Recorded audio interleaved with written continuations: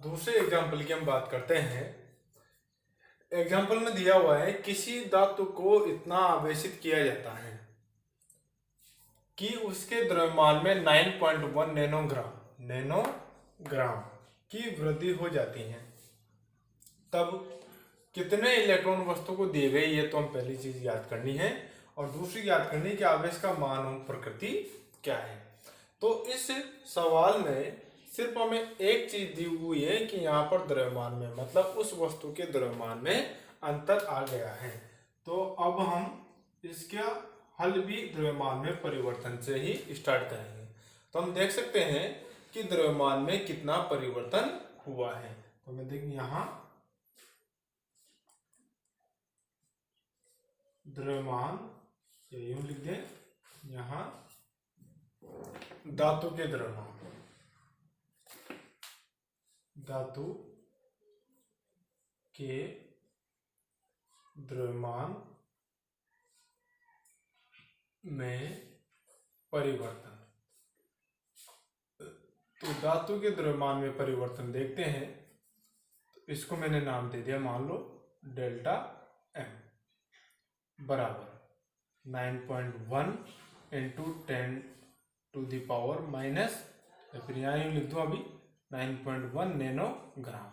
अब नैनोग्राम को हम कितना लिखते हैं, 10⁻⁻9 ग्राम। अब ये ग्राम है, ग्राम को किलोग्राम में चेंज करने के लिए हम 10⁻³ से गुणा कर देंगे। तो -3 से गुणा करते कितना हो जाएगा, 9.1 इंटू 10⁻12। कितना हो गया ये, 10⁻12, और एक किस में चेंज हो गया, किलोग्राम में।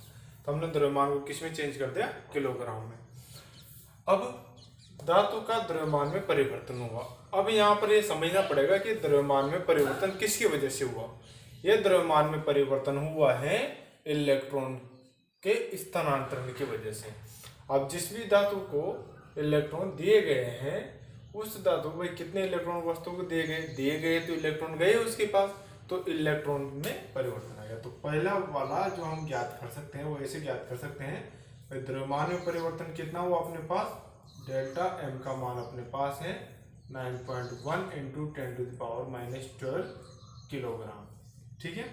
और डेल्टा एम का जो मान होता है वो मान कितना होता है भाई, कितने इलेक्ट्रॉन दिए और एक इलेक्ट्रॉन का द्रव्यमान, इनके बराबर डेल्टा एम। यहाँ पर डेल्टा एम का मान हम n इंटू एम ही लिख सकते हैं।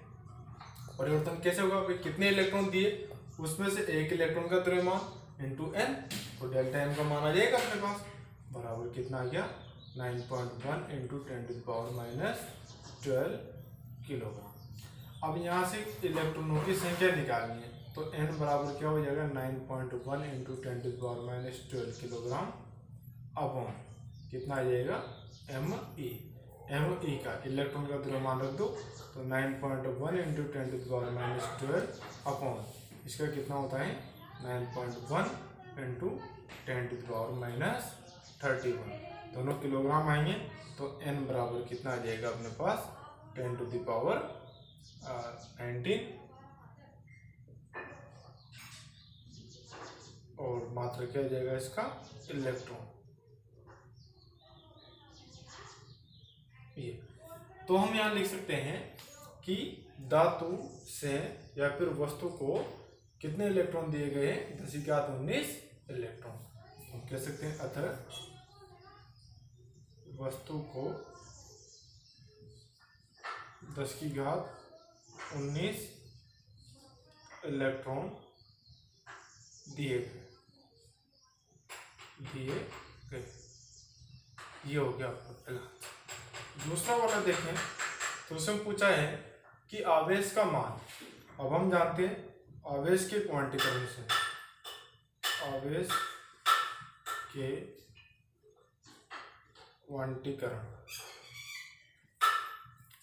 के क्वांटीकरण से क्या होता है, Q बराबर NE होता है।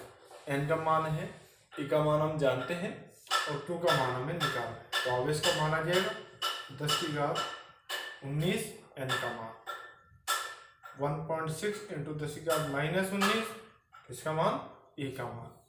तो Q बराबर ये कूलाम में ज्ञात हो जाएगा अपने पास तो Q बराबर कितना आ गया अपने पास 1.6 कूलम। तो इसके बाद -19 और +19 खत्म हो गया।